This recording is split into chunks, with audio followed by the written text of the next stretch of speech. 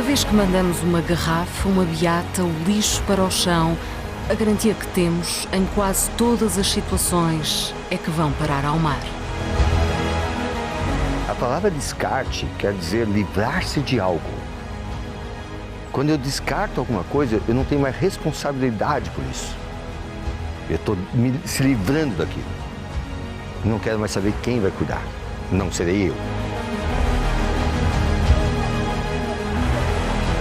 But we really need to do something, because the big problem with plastic is it doesn't go away. Once it's in the environment, once it's in our rivers and oceans, it will stay there. We will not get it out.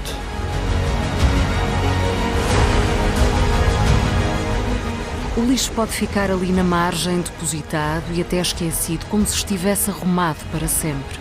Mas não está. É até que venham as grandes chuvas. Chove e os rios lavam e levam tudo para os oceanos. Se nada for feito, em 2050 haverá mais peso de plásticos do que de peixes nos oceanos no mundo. Isso é completamente insuportável.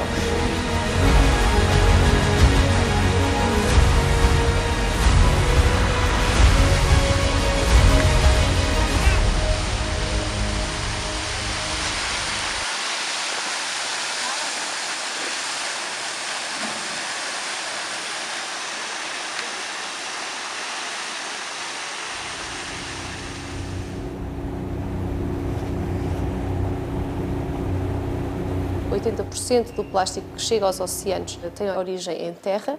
É importante conhecer, é importante mapear, é importante quantificar e identificar corretamente as fontes de poluição, os tipos de plástico e de que forma que eles interagem não só com o ambiente, mas também com as espécies que vivem nestes ambientes. Ouvimos muito falar da questão dos microplásticos no mar, falamos dos oceanos e nós esquecemos do rio. Claro, o rio é um dos principais veículos de emissão de microplásticos para o oceano. É nos rios que nós temos que começar a estudar a sua origem, porque a origem dos microplásticos e dos macroplásticos é terrestre, as emissões são feitas a partir destes canais que depois transportam para o oceano e para o mar aberto. O que nós fazemos é isto, é paragens ao longo do estuário para fazer recolhas. 55404.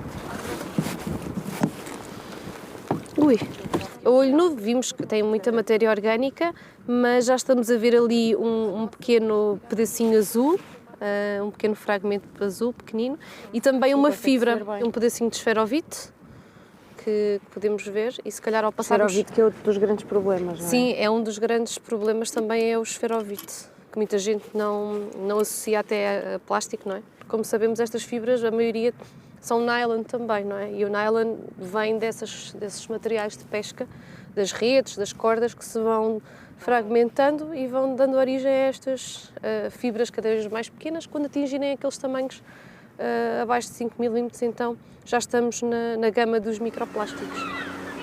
Pode não ser uma quantidade muito elevada quando comparamos, não é, com os grandes rios poluidores e quando pensamos num rio da Ásia, mas o que é facto é que praticamente em todas as amostras há sempre algum item para contar. O que é o que nós vamos levar para o laboratório. Para analisar em mais detalhe, porque obviamente que o que conseguimos ver é só o que é visível ao nosso campo de visão, mas em termos microscópicos não sabemos a quantidade de microplásticos que poderá ter esta amostra, que vamos desvendar dentro de momentos.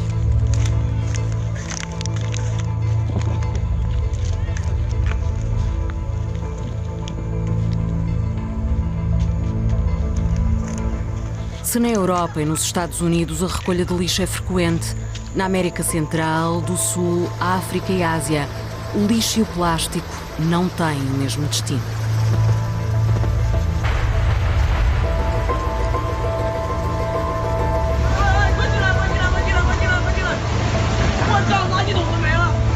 As chuvas fortes, os furacões, ciclones e tufões que ciclicamente devastam continentes inteiros e são cada vez mais frequentes, tratam de arrumar e levar o lixo abandonado.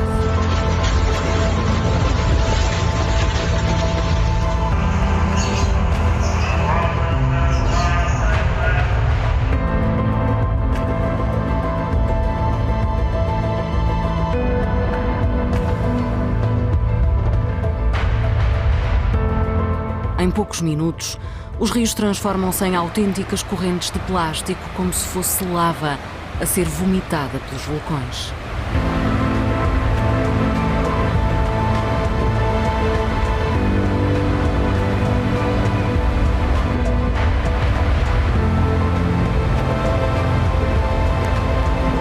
Quase de imediato, há uma evidência do que esteve escondido há alguns meses. Os rios e ribeiros, quando se tornam grandes, não mentem. Mostram o que traz na alma quem os habita e se serve deles.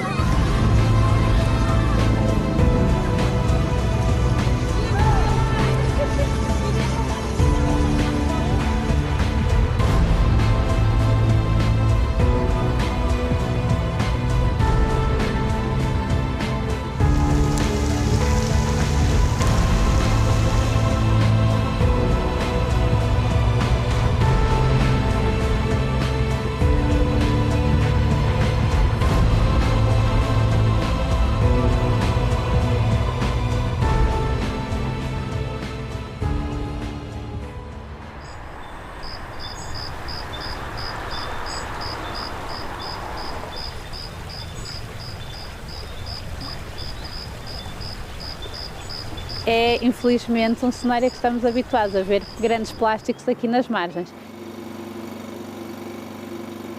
Na amostragem que fizeram, encontraram mais pedaços de microplástico do que de larvas de peixe. Ora, nós encontramos em todas as amostras de água que recolhemos ao longo de um ano, em 9 pontos distintos do estuário. E as larvas não, houve alturas em que não encontramos larvas, como é suposto acontecer. Comparando a quantidade de larvas com a quantidade de microplásticos, standardizando tudo para a mesma unidade de volume de água filtrada, chegamos à conclusão que tivemos uma larva de peixe para 1,5 partículas de microplásticos, mais microplásticos do que larvas. Por exemplo, aqui, nesta amostra que nós vimos que é que a nossa rede filtrou, temos várias coisas e conseguimos encontrar já algumas partículas que nós sabemos, quase certeza absoluta, que vão ser microplásticos. Nós distinguimos os que são assim, compridos, como esta, não é? Que é uma fibra, e outras do género, e estas partículas, as azuis, cá estão elas, confirmamos que são efetivamente plásticos.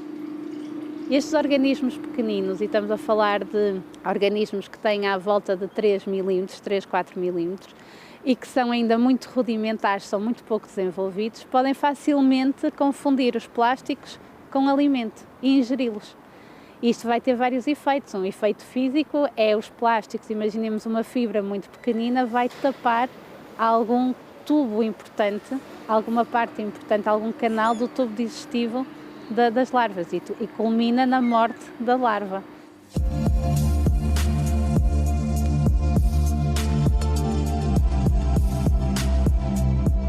Leva algum tempo, cada vez menos, o plástico a chegar a nós, mas chega mais cedo ou mais tarde, mesmo que estejamos perto dele, em praias de sonho.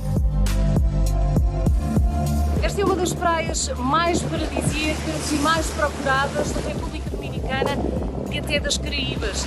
A água do mar, como podemos ver, é de um azul turquesa, transparente e muito limpa.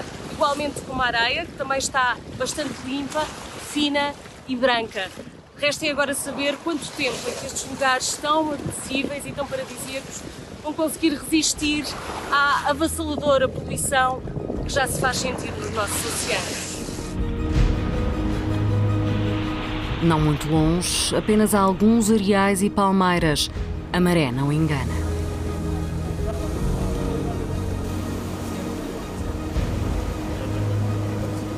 Não há o branco das ondas, nem o mar esmeralda. Há apenas uma maré estranha, lenta, assustadora do lixo que acabou nos oceanos e que as correntes vomitaram de volta até às praias de Santo Domingo. É como se o oceano não quisesse aceitar o que lhe foi dado. La enorme cantidad de componentes tóxicos, de componentes plásticos, de metales pesados, terminan enfermando a las especies y por esa vía terminan desplazando a las que no son resistentes a la contaminación, empobrecemos la biodiversidad, pero a la vez introducimos en la cadena trófica estos componentes que son dañinos para la salud de todas las especies, incluyendo la especie humana. longe, muito longe, a mais de um dia de viagem de avião, no outro extremo do planeta, a tragédia repete-se.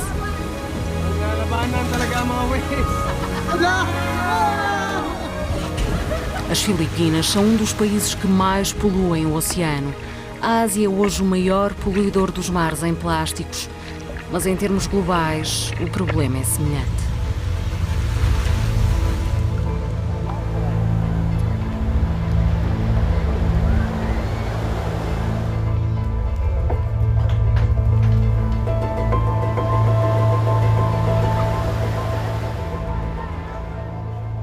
Uma simples palhinha, uma cotonete, um balão, uma rede fazem toda a diferença para milhares de animais. Com o tempo, muito tempo mesmo, o plástico vai se desfazendo e entrando nos ecossistemas.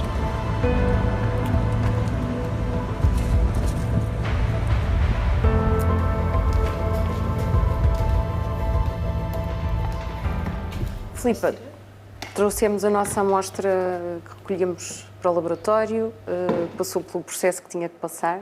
Portanto, é um pouco uma fotografia da realidade, depois de libertarmos o que é matéria orgânica. Foi o que andamos a recolher hoje no Exatamente. no Rio. Nós recolhemos este material, verificámos a olho nu alguns pedaços maiores de plástico, não é, que temos aqui, por exemplo. Parece um resto de um saco, não é? E que são muito finos. E conseguimos perceber de que forma é que ele se está a fragmentar, não é? Nota-se que começa a abrir pequenos rasgos e que cada um deles se poderá mais cedo ou mais tarde soltar, e dando origem mais uma vez a esses microplásticos. A este plástico que se parte em pequenos pedaços, juntam-se os microplásticos primários produzidos pela indústria em tamanhos quase invisíveis e que usamos e abusamos no nosso dia-a-dia.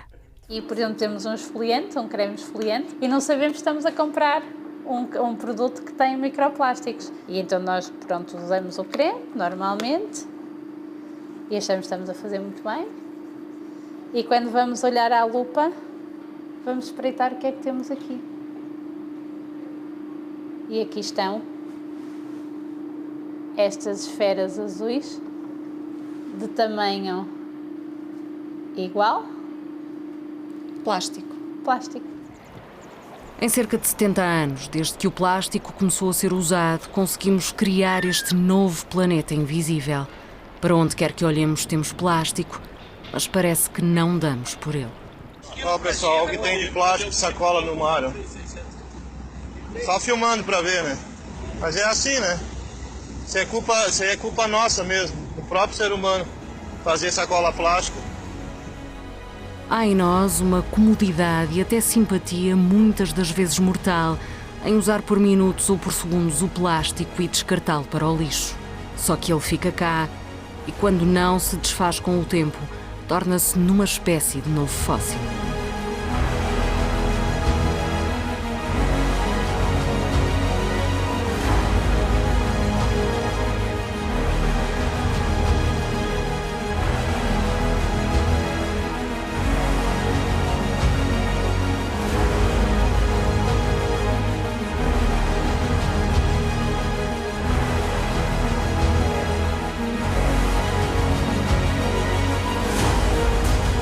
O plástico espalha-se, agarra-se ao planeta e veio para ficar.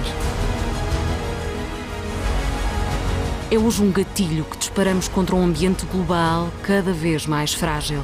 Seja uma garrafa, um saco, uma palhinha, um balão, uma cotonete, uma escova de dentes.